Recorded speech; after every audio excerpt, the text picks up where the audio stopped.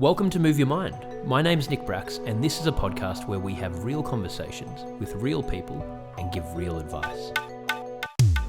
For this episode, I've put together a compilation of some of the most popular episodes we've had on the show. I just want to say thank you so much for supporting this podcast. I can't believe this is episode 150. It honestly feels like it's not that long ago since I launched it, but on reflection, there have been so many amazing interviews.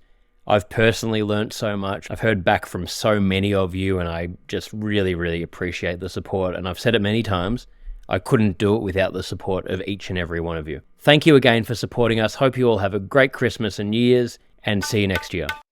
You know, with every success, there isn't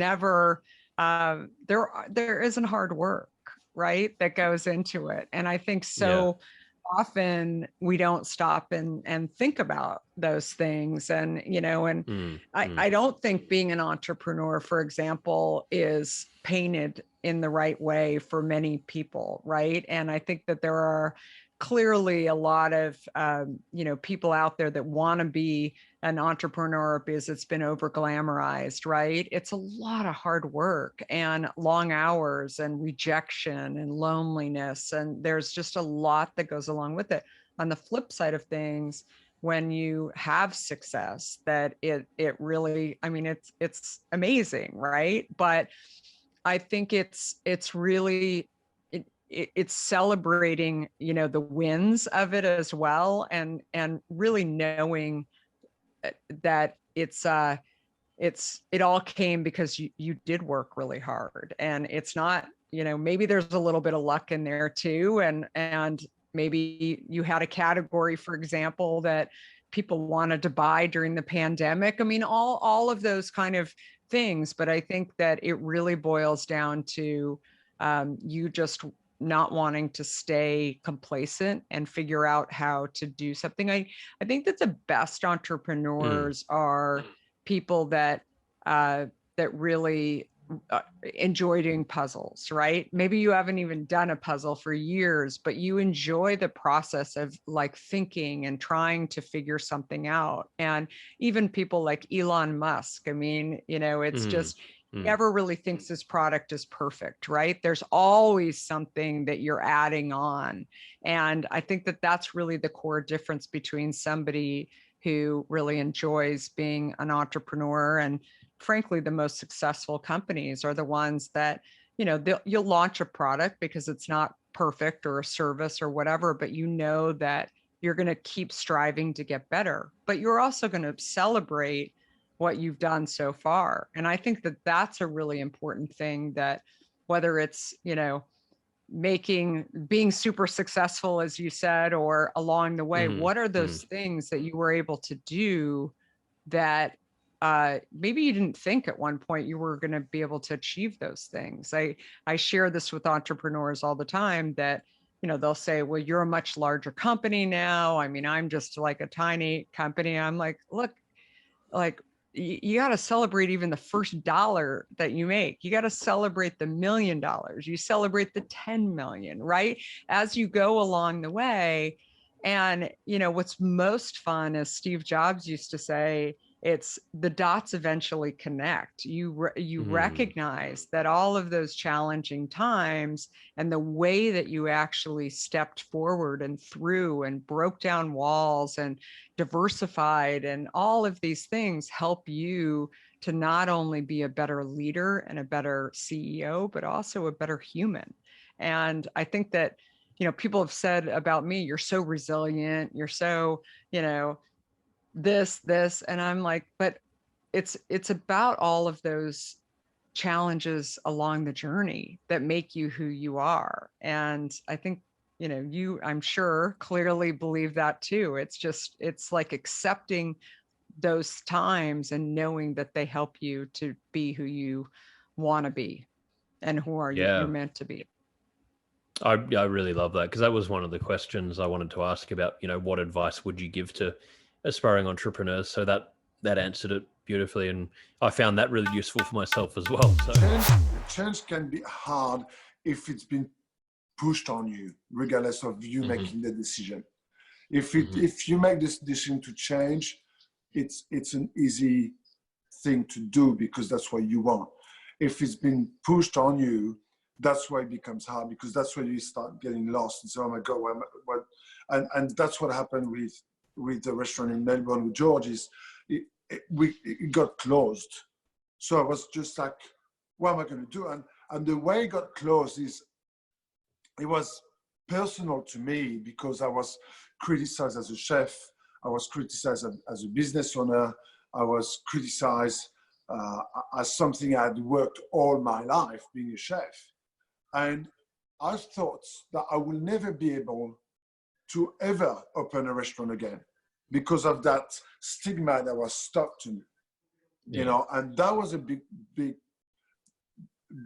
long, 5 months to recover from it and discover myself again, saying, all right, I might not do a restaurant, but people bloody appreciate me on the screen. So why don't I concentrate on that?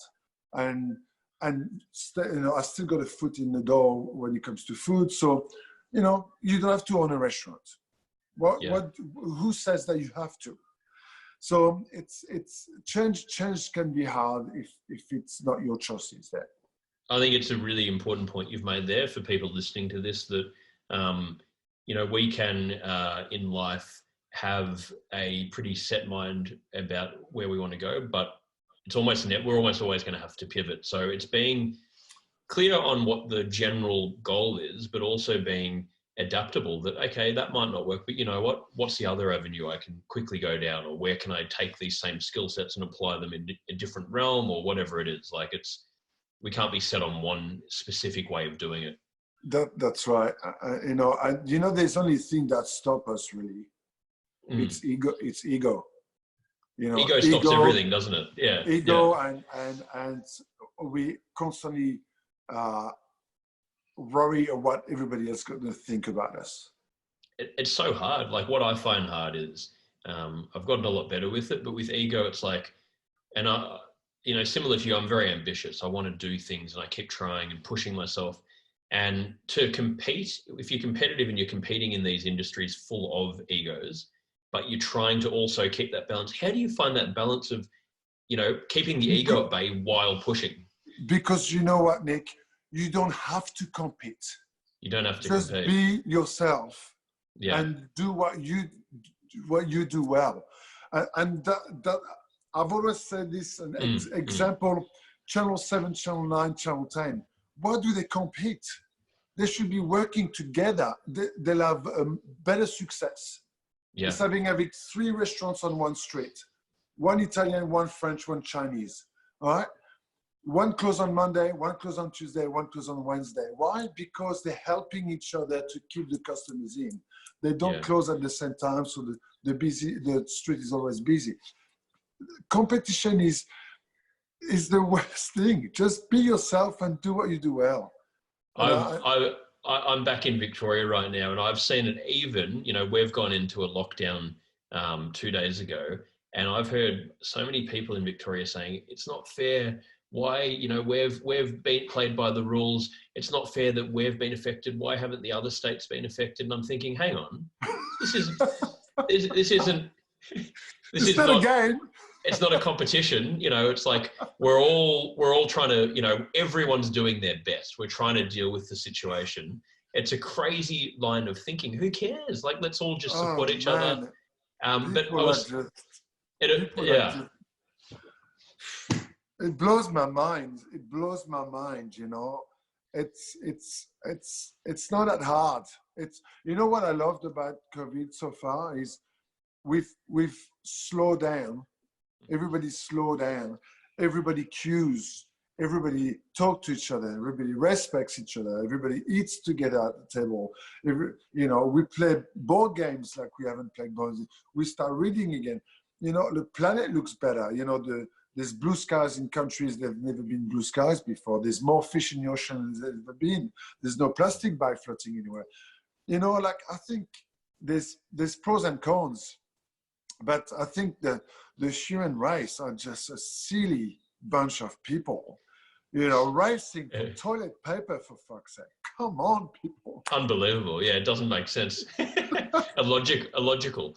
But it is. But you know what I love about everything you're saying here, and is you're always more looking towards the negative.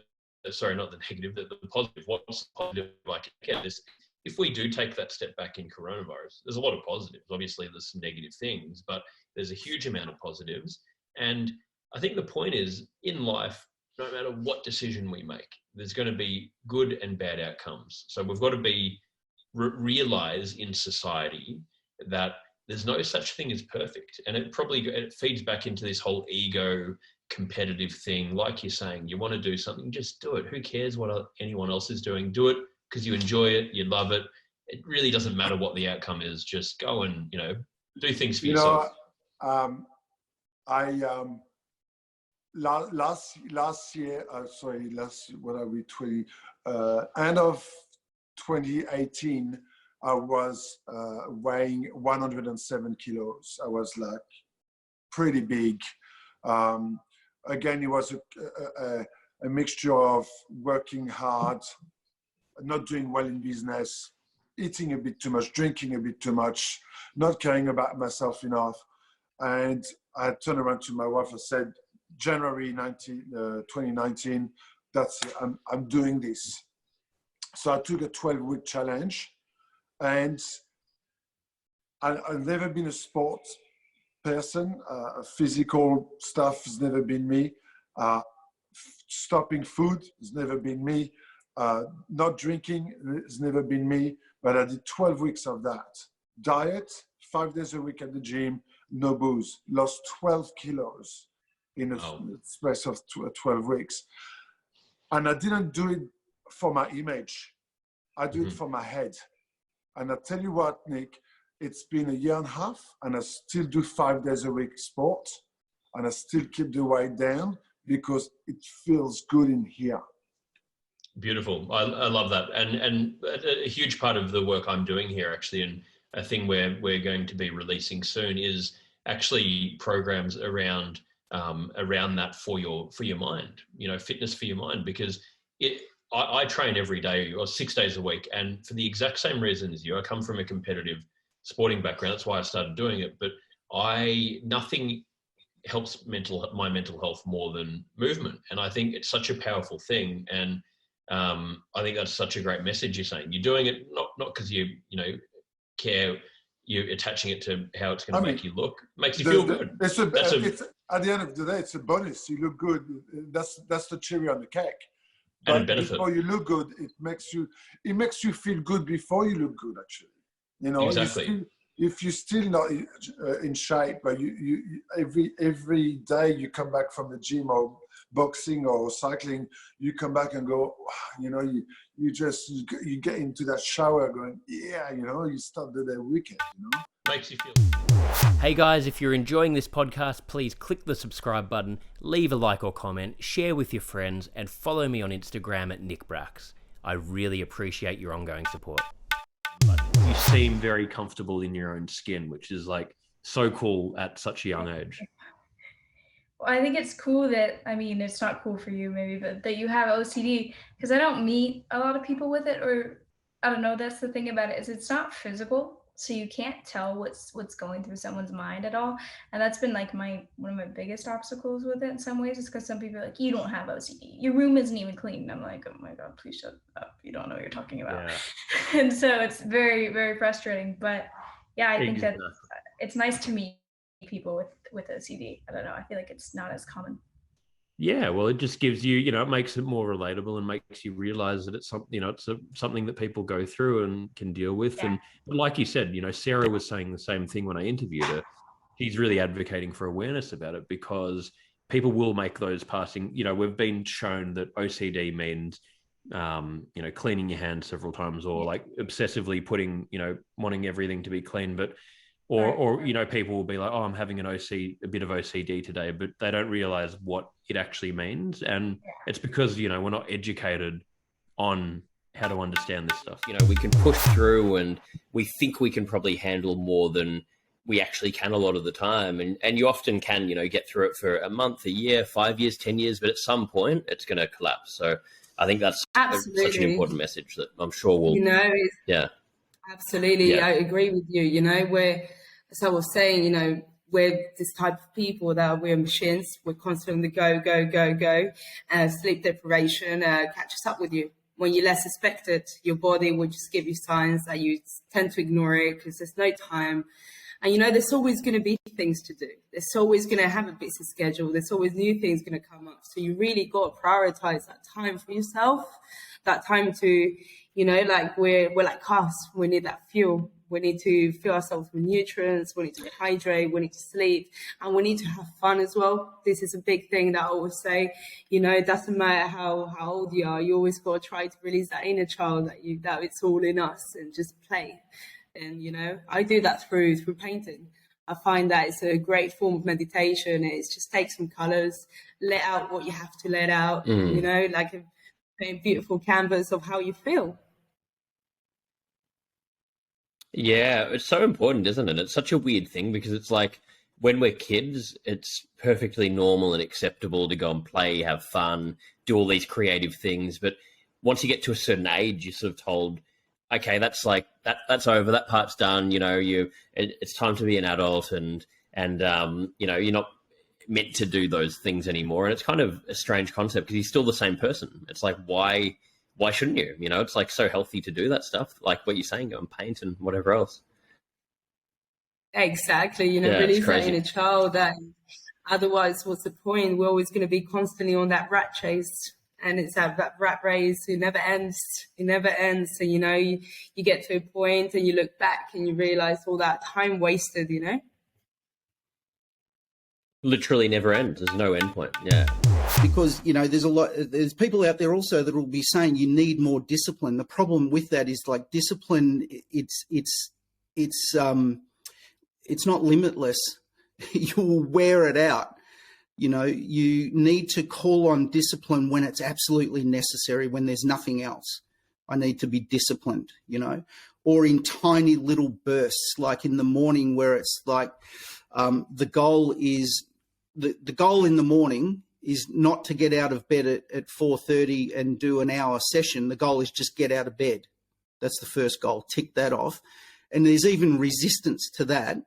And you need a little bit of disciplines just to overcome that. But if the goal is to get out of bed and do a smash session for an hour, you'll need a lot of discipline to get over that. So tick it off. I'm out of bed. Now I need to decide whether I'm going to go for this next little chunk down goal, which is go to the gym. Not work out, but just turn up at the gym. So, yep, I tick that off. And the next one is and get through the first 15 minutes of a workout. And if I don't feel like it, I'll leave after that. Then you get through the first 15 minutes. And by constantly achieving, you gain momentum and you overcome the resistance and you rely less on discipline. So I think that was a very long way of sort of, you know, jumping in and saying that I think in many respects, we look at it the wrong way. We look at it from a negative bias point of view on, you know, what are you not doing? So that whole question about, so I'm going to lower my standards, that's looking at it from the perspective of what you're not doing. Sort of change that perspective to a positive one to what are you doing? What will you achieve? Hey guys, if you're enjoying this podcast and want to learn more, I've released my first book, Move Your Mind, How to Build a Healthy Mindset for Life, where I talk about my own journey with mental health and share tips from experts on how to maintain a healthy mindset. You can buy the book on Amazon or through my website at nickbracks.com/book. Boiled down to a number, a lot of these societal things you're talking about, have you seen that being a big issue in general, in sport, in AFL? No bigger than in society, I wouldn't say. I mean, Yep. the same questions that, you know, again, to the point that we were talking about, we're all unique, but we're all people. So the experience is not drastically different. I just think that, like, there's two things at play here. One is that football is an extremely highly pressurized environment. It's, you know, you mentioned earlier being in the public eye at a young age. Well, these kids are 18 and they're expected to be perfect. And my pushback to the general footballing public at different stages, or just people that I've spoken to, is like, you know, if you're offered $7 million at 18, what are you going to say? No, give me a spell. Like, there's no chance that people would turn that down. But they act like they would. And that is the craziest thing to me. But the other thing is like, my question that I'd pose to people is, what would you do if you were given $7 million to play football at 18? Like, what were you doing at 18? Like, how capable would you have been to take on that financial opportunity and the responsibility and commitment that is required to execute on that at the age of 18 when you've just finished school? Like, it's just not something that people can get wrapped their heads around, I don't think. And again, other people's opinions are important to a point, but not in the broad landscape of Twitter or anything like that. So I think that's one part. It's the pressurized environment. The other part is that every single footballer, and I was listening to an NFL sort of media personality talk about this, and I thought it was a really good way to put it. The thing that the football public forget is that the best footballer they've seen is the best footballer they've ever seen. And it's probably, the captain of their local team who's getting 25, 30 disposals in Division 2 in the Western Districts Football League, right? That's the best footballer they've ever seen personally. Like, that's the best they've played with. Mm-hmm. He's not even good enough to play in Division 1, let alone play in the VFL, let alone play in the reserves of the AFL, let alone play in the AFL, let alone be a player that can contribute at the top stage. And I think just the distance between, that guy could have made it, but they didn't. And they didn't make it for whatever reason. And at the end of the day, it's because they weren't good enough. And if they get injured, it's still because they weren't good enough, because they weren't capable of their body handling the stresses of the game. And I'm not having a go at anyone. I'm just saying that the distance between, the player that you think is great and the actual greatness of the Lance Franklins and the Gary Abletts of the game is so far.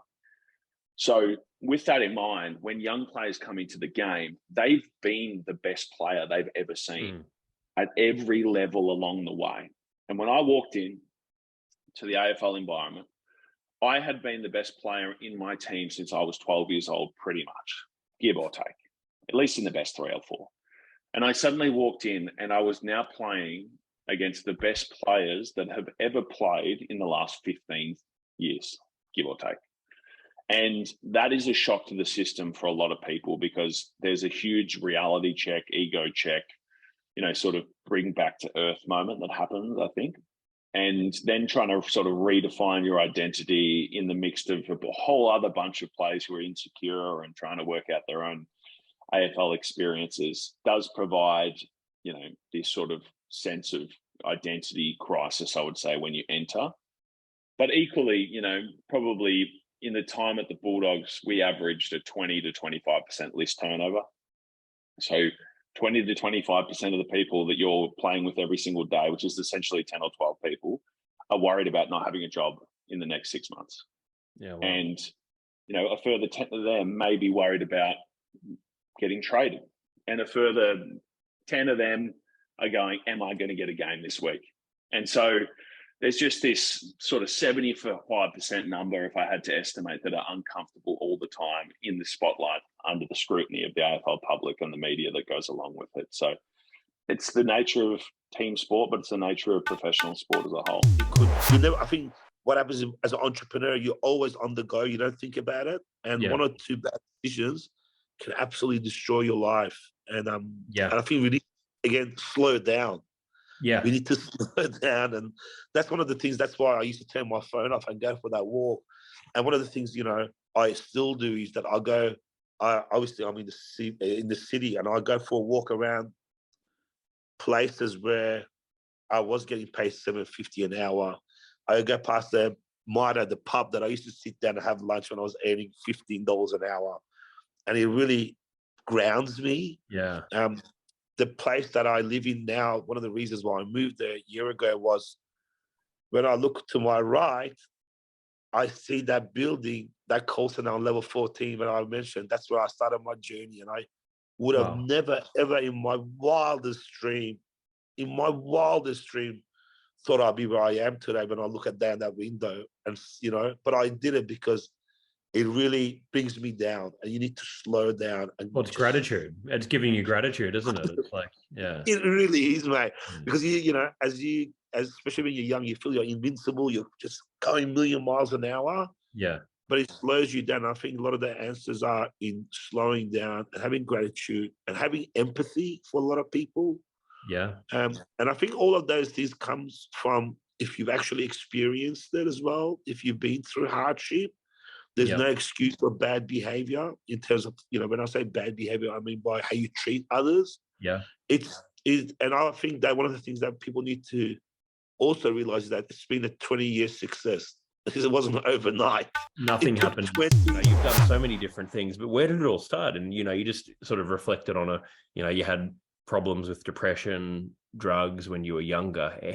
How did you go from, that to where you are now? I want to hear a bit about well, your journey. It's fascinating though, actually, because I can give you quite a short version, but I was at university, suicidal and depressed. As I said, I was sitting under a tree in the park, or Stanley Park here in Vancouver. Yeah.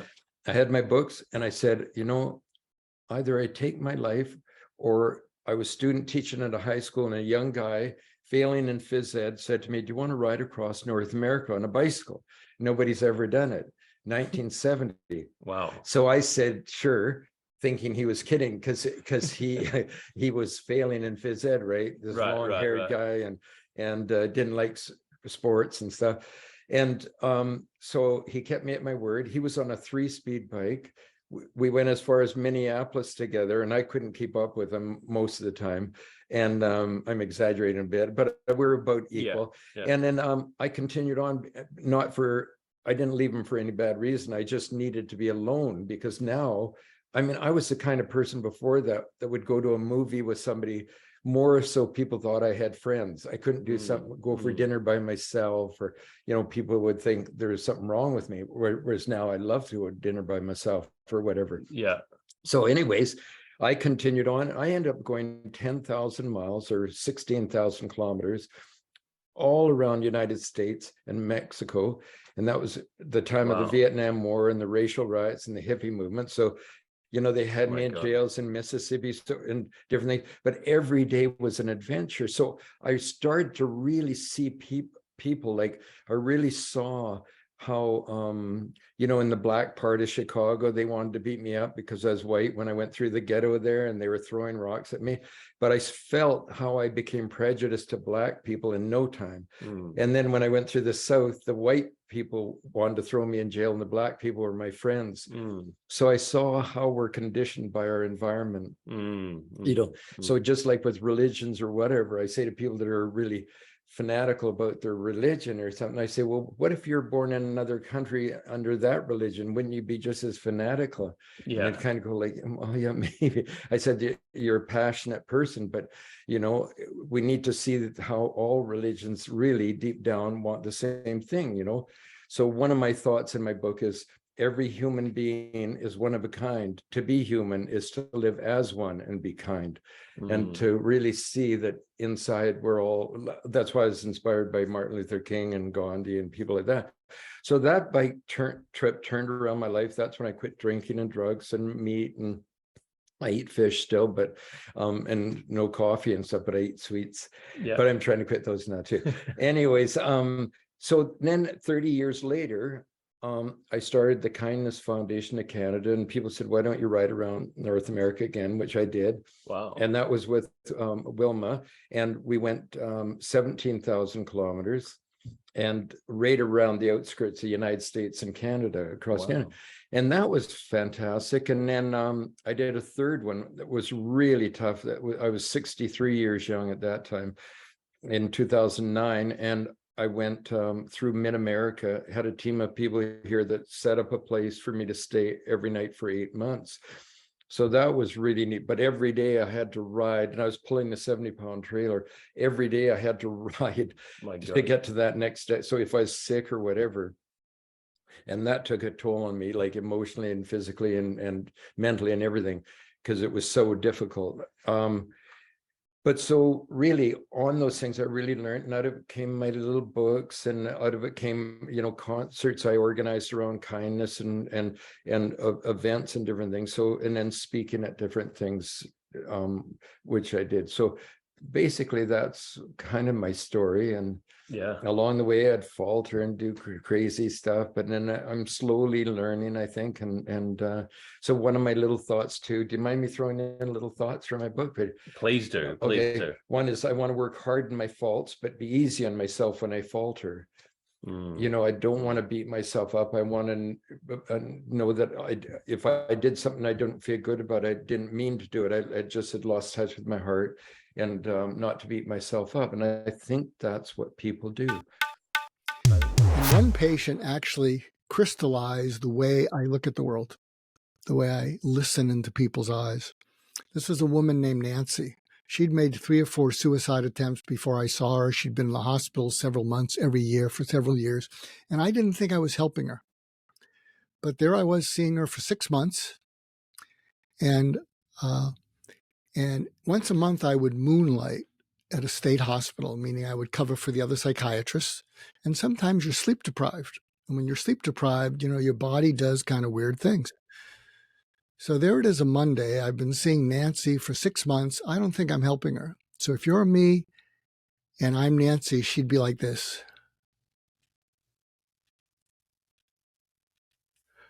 And so I hadn't slept for 24 hours. And as she's seated with me, all the color in the room turned to black and white. And I'm looking out and the room is black and white. And then I get these chills. And I thought I was having a stroke or a seizure. Now I'm a medical doctor. I'm a psychiatrist. So she's not looking at me. So it wasn't rude. I did a neurologic exam on myself. She's like this, and I'm going like this and like this, seeing if I'm having double vision. I'm tapping my elbows, tapping my knees. And then I had this crazy idea that I was looking at the world through her eyes and feeling the dark night of the soul. And it was cold. And because I was sleep deprived, I blurted out something that I normally wouldn't say. I said, Nancy, I didn't know it was so bad. And I can't help you kill yourself. But if you do, I will still think well of you. I'll miss you. And maybe I'll understand why you had to get out of the pain. And I thought, I think I just gave her permission to kill herself. I remember saying to myself, don't write that in the medical record. Don't write that one down. And Nick, that was the first time she looked at me, and she grabbed onto my eyes like I'm grabbing onto your eyes. And I thought she was going to say, thanks for understanding. I'm overdue. And I said, what are you thinking? And she said, if you can really understand why I might have to kill myself to get out of all this pain, maybe I won't need to. And then she smiled. And then I grabbed onto her eyes, because this was the first time we made eye contact. And I said, I'll tell you what we're going to do. I'm not going to throw treatments at you unless you ask for them, because you've been through all kinds of treatments and most of them haven't worked. Would that be okay? And she looked at me. She said, I'm listening. And then I leaned into her eyes like I'm leaning into yours. And I said, this is what I'm going to do instead. I'm going to find you wherever you are. And when I find you, I'm going to keep you company, because I don't want you to be there alone anymore. Would that be okay? And then her eyes teared up. And we turned a corner. And that was the birth of something that I've given a name to in the last 3 years called surgical empathy. So you ask how we do what we do. None of my patients died by suicide in 30 years. And I use surgical empathy. And it was very simple. And I'm trying to teach the world.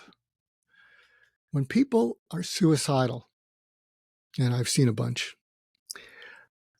I wrote an article called Why People Kill Themselves. It's Not Depression. I wrote it after Anthony Bourdain and Kate Spade died. 300,000 views. And I said, it's not depression. Depression contributes to it. Loss of job contributes to it. Loss of marriage contributes to it. But what they all feel at the end is they feel despair. And if you break the word despair into DES, PAIR, they feel unpaired with a reason to live. Hopeless, worthless, useless, meaningless, purposeless. And when it all lines up, pointless. And they pair with death to take the pain away. And they form psychological adhesions, not attachments. An adhesion is like what happens after surgery when organs get stuck together. And a psychological adhesion doesn't listen to reason or insight.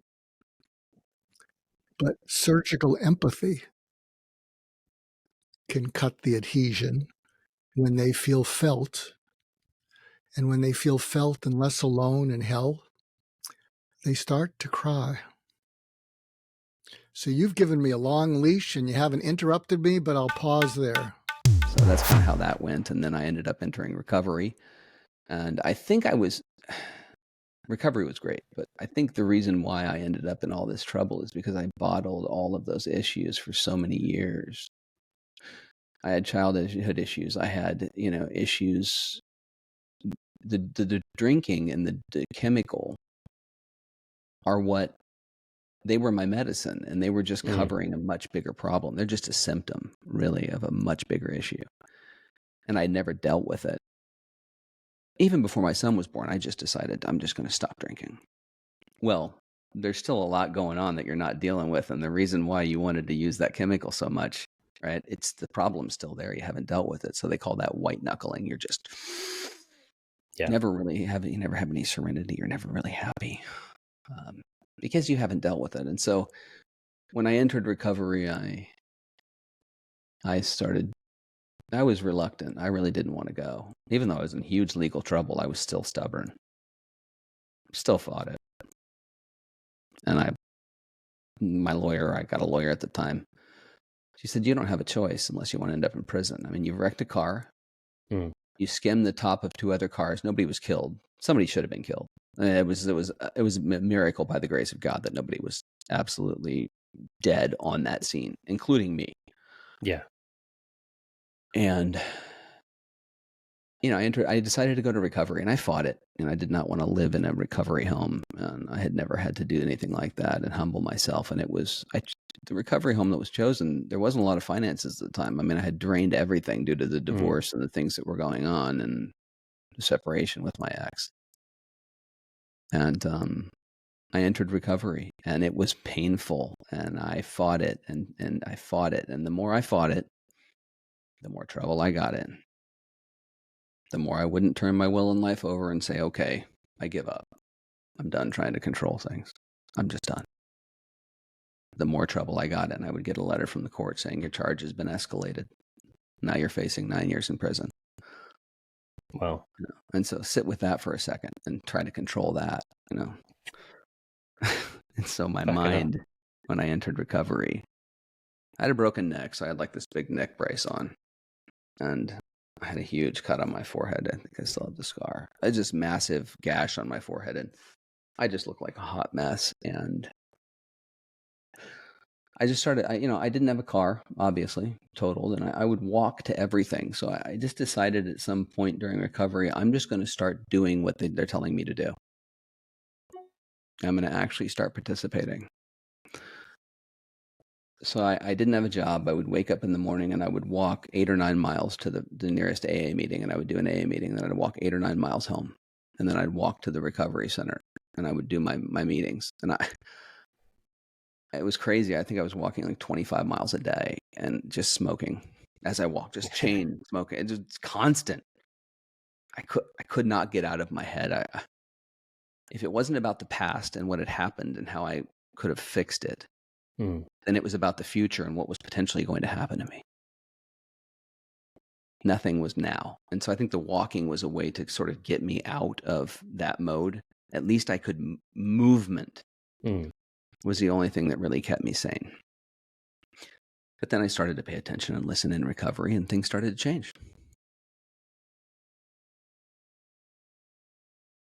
I'm talking a lot. I was going to let you go ahead. No. Well, I'm loving the story there. But no. How important do you think it is for people that, like yourself, that have a platform that is used, for the greater good, and in addition to that, what are some of the causes that you really believe in and that you're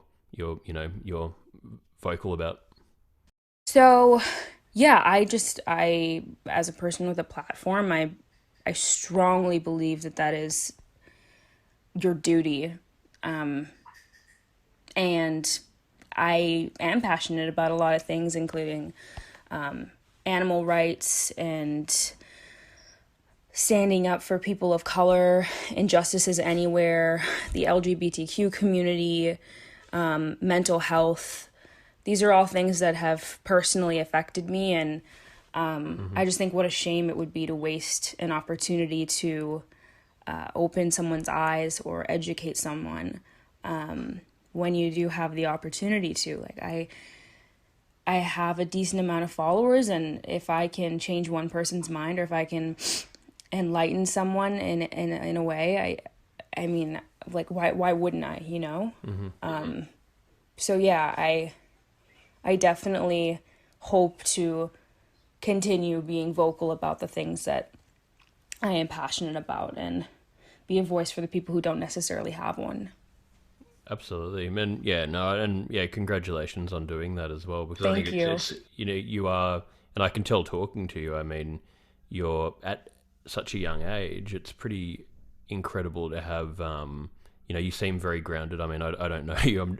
Just from this conversation, Thank you. Seem like you're very grounded. And what Thank I've looked, when I was researching, it's not that common to have that kind of wisdom at that age. But it is so important, and I love what you said as well. And I say this in all of the talks I do about mental health, that if it can just help one person, then it's been worth it. Absolutely. I so believe that, and that's something that I really admire, all the work you do for mental health. I think it's incredible. That's something I want to dive into more. Whether it's the right opportunity presents itself at the right time, or I mean, it's always the right time, and I am vocal about it, but I want to do more. And I struggle with severe OCD, and that's one thing that I really want to tackle and dismantle, is the perception of OCD. In mainstream media as well, it's kind of used as this like a catchphrase or a buzzword. And that's a thing that I am very passionate about. And if my messages can help one person and get one person through a hard day, then it's worth it. And I'm sure they will and can and have. And like you said, there's so many. Mental health is so complicated, and there's so many different different issues people have, or different things to deal with, and there's not enough. We're not educated about it. We're not taught in school. We're not taught in mainstream media, like you're saying. Things like OCD, it's used in a very throwaway sort of way, that I've just had a bit of OCD today. The same as me. I've had so much OCD growing up, and it's something I have to manage, where I'll find if I'm not self-aware enough, or not looking after myself, I can fixate on things, and the mind, and it's a hard thing to manage. And I think a lot of people that are in entertainment, in creative sort of industries, we have that kind of mind, because that's part of what also makes you good at being. That's what makes you creative. Exactly. Yeah, I mean, my mind is, I liken OCD to kind of being like allergic to life, because I feel like there are triggers just everywhere I look.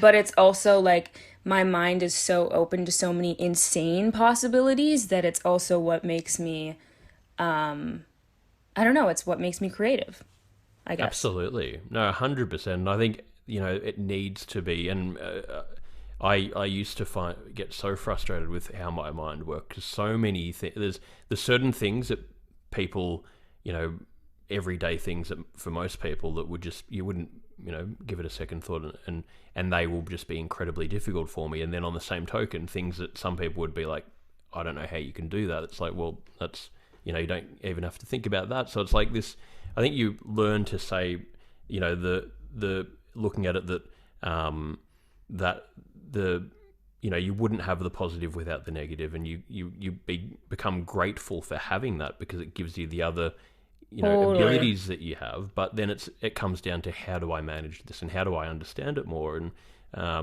I think it's so important that we have people like you vocalizing that, because there just is not enough education about this. It's insane that we're not. Yeah.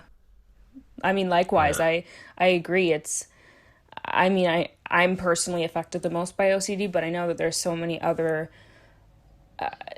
issues out there, so many more disorders out there that are, misconstrued in the media, or we just don't have enough information. And I just think we could really change people's lives by educating, because, I at first didn't know what was going on with me when I was young and I had OCD. I had no idea. I was confused. I thought I was going crazy, and then to know and to learn that there's a name for what I was going through was huge.